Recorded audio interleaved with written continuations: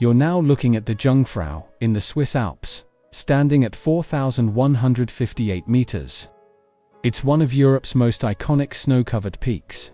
From here, you can admire glaciers, valleys, and lakes, an unforgettable panoramic view. Riding the cogwheel. Train to the top of Europe is a once-in-a-lifetime experience. Whether hiking in summer or skiing in winter, this is a paradise for nature lovers. You remember her voice, not just the word itself, but the precision with which she delivered it, eyes narrowing. A pause that made you lean forward. Then the blade. Weak. She didn't raise her hand. She dismantled you with a whisper, and the ruin was internal, invisible to everyone but you.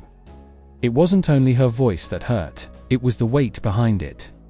The word carried echoes you had avoided for years, a teacher you never impressed, a rival who made you feel small, a woman who pulled away when you finally opened up.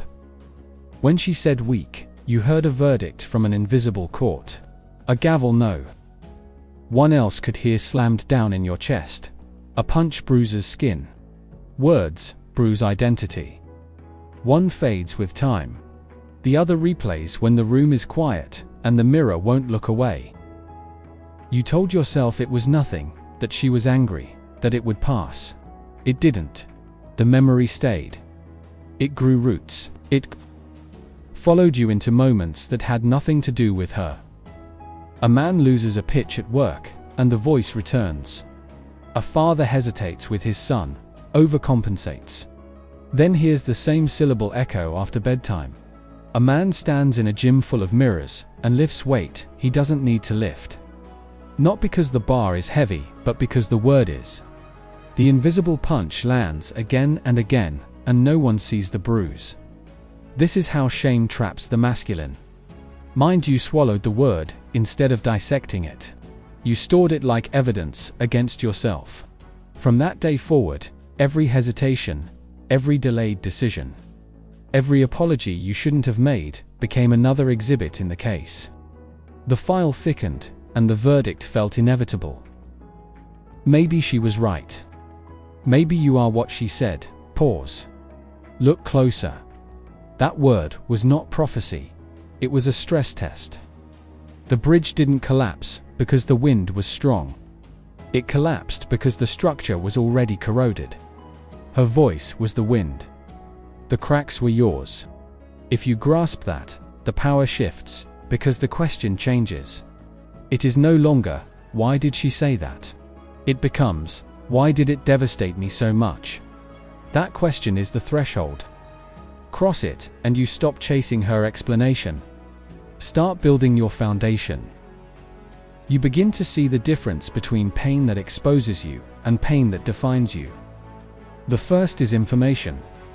The second is imprisonment. Men stay trapped for years because they confuse the two and call it fate. There is another layer you may have missed. The word may not have been about you at all. Human beings project. They throw their shadows at whoever is closest, and the closest person bleeds for it. She might have called you weak because she could not bear to see her own fragility. She might have needed you to carry a name that secretly belonged to her. If you accept every projection as your identity, you will spend a life repairing damage that is not yours. Discernment is strength. Ask, what belongs to me here, and what belongs to her? Without discernment, you become a mirror for other people's chaos.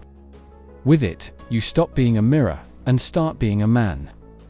You stop chasing validation and start valuing alignment. You stop explaining yourself to people, committed to not understanding you. There is a reason some men become louder after an insult. Noise feels like power, but volume is not authority. Authority is the capacity to hold your center while the room tilts. It is quiet because it does not need to prove itself. The more you try to prove, the more you confess you doubt. A steady man doesn't audition for approval.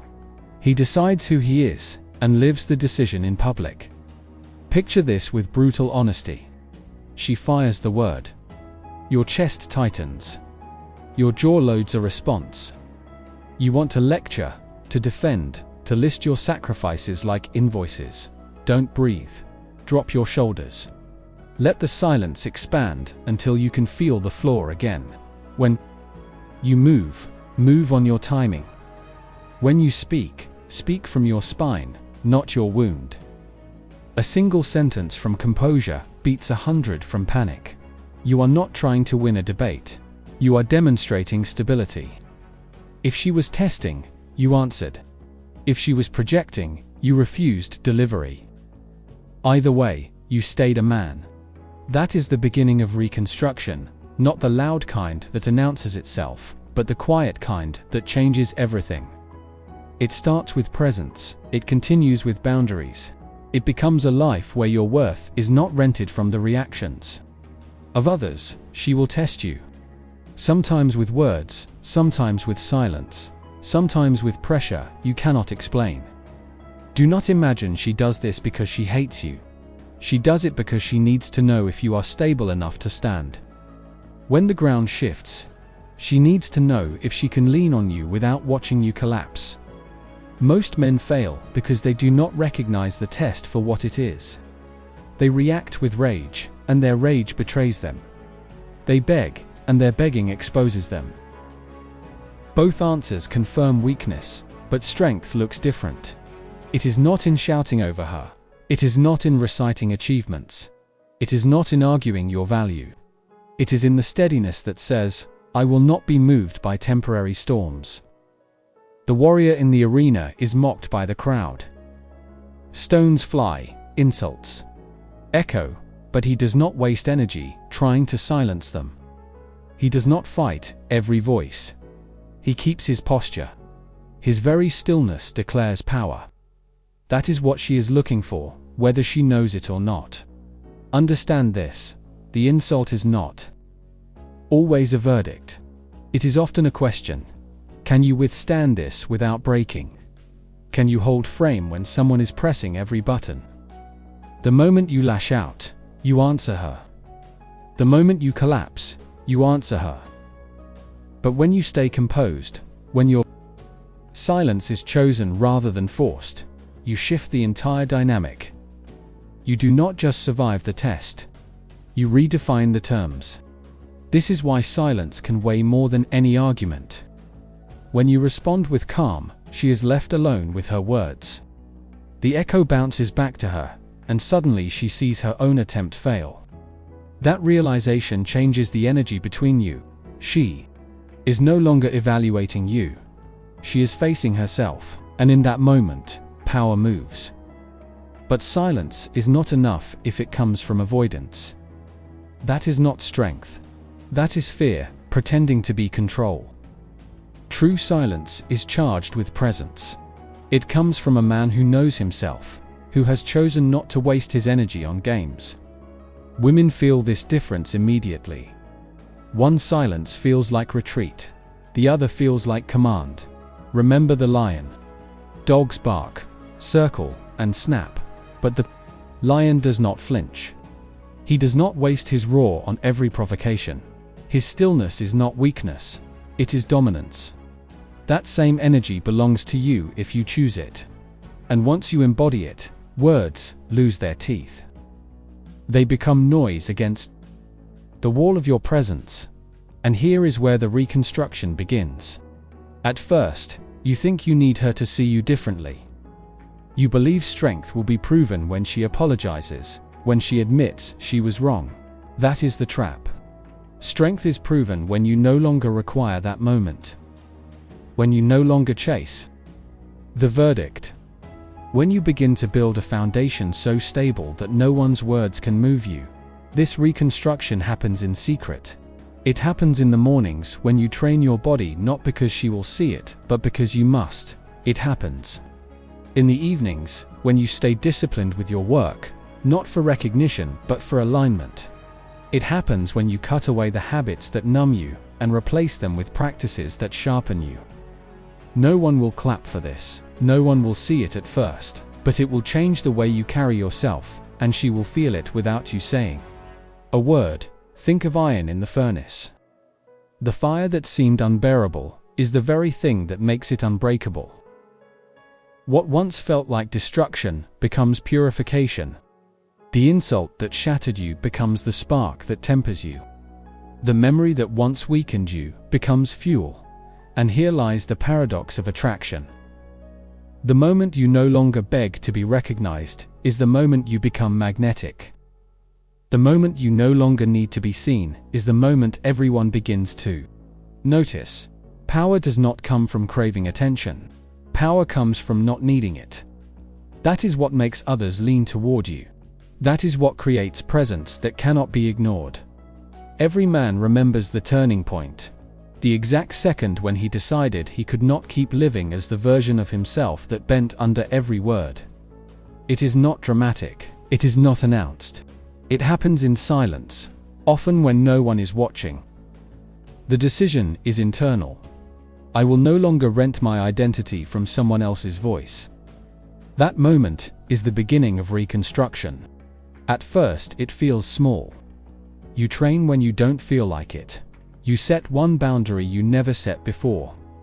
You say no to something that used to drain you. Each action feels ordinary, but the pattern is extraordinary, because it is no longer about her perception. It is about your alignment.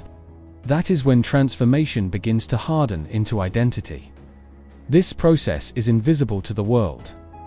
Friends might not notice. Family might still doubt. She might not even acknowledge it. But you will feel it in your chest. You will stand differently. You will breathe differently. You will stop explaining yourself to people who haven't earned the right to your explanations. Quietly, steadily, you will rebuild. Psychologists call this individuation. The moment when a man takes authorship of his life. It is not rebellion. It is reclamation. You stop being a reflection of who others think you are, and become the author of who you decide to be. That is why the insult loses its sting. What once felt like final judgment becomes a page in your origin story. And here is the hidden paradox. The less you chase recognition, the more powerful you become. Attraction is not born from desperation. It is born from sovereignty. Women feel the shift instantly.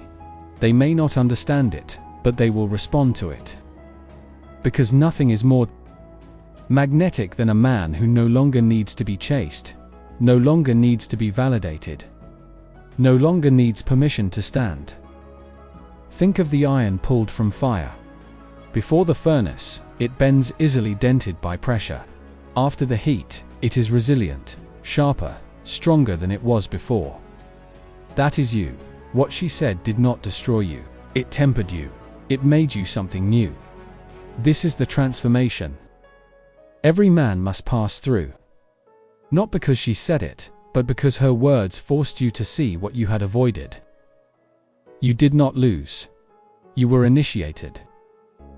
And from that initiation rises a man who carries presence, who carries steadiness, who carries silence that feels heavier than noise. And when you arrive here, something else happens. You realize you don't need her apology. You don't need her recognition. You don't even need her memory of the moment to fade. Because what once hurt you now serves you. You carry it like a scar that proves survival, not a wound that proves weakness. The scar is part of the story, but the story is yours now. That is why, from this point forward, her voice does not dictate your choices. You hear it, yes, but it no longer controls you. It no longer sits in judgment over you. It simply reminds you of the man you used to be, and the man you never will be again. Every story has an ending, but this one is not about her. It is about you. It is about what you chose to do with the word that once broke you. For some men, it becomes a chain they drag into every room, every relationship, every moment of hesitation. For others, it becomes the crack that lets the light in. The same insult can imprison you or ignite you, and the difference is the choice you make after it lands. Strength is not built in the absence of wounds. It is built in the confrontation with them. That word, that memory, that sting, it was never a prophecy. It was never final judgment. It was an invitation. The day she called you weak was not the day your identity collapsed. It was the day you were shown the wall you needed to break through. And the wall was never her. It was the fear you had been carrying long before her. A man is not forged by applause. Applause is air. It fades as soon as the clapping stops. A man is forged by fire. Fire burns, but it purifies. Fire tests, but it hardens. Fire strips away illusions and leaves only what is real. That is why you must see weakness differently. Weakness is not the opposite of strength. Weakness is the soil where strength grows. It is the reminder that you must rise or be consumed. And in that realization, you discover a power that cannot be taken. So let the memory echo if it must. Let it remind you of the boy who broke, of the man who hesitated, of the shadow that once owned you. But more importantly, let it remind you of who you are now. A man who has faced his wound and turned it into a fortress. A man who does not bend at the sound of someone else's verdict. A man who carries his own name, written not by their judgment, but by his decision. Because in the end, it was never the insult that defined you. It was your response. It was the moment you chose to stop being her prisoner. It was the moment you chose to stop being ruled by echoes. It was the moment you chose to rise. That was the day you became more than what she said. That was the day you became your own fortress. And if this has cut into you, if you feel the weight of what we've uncovered together, then you already know this is not over. Because there is a deeper wound beneath all of this. You might think you've rebuilt, but the question remains, why does it still hurt? That is the truth you have avoided, and that is the truth you cannot run from any longer. The answer will not be what you expect. It will go deeper than you think. So take the step, do not stop here, because what comes next will not only explain the pain, it will free you from it. Subscribe, share this, and step forward. Not because I ask, but because you know this is the doorway you have been waiting for. You began as the man who was wounded. You will leave as the man who turned the wound into power.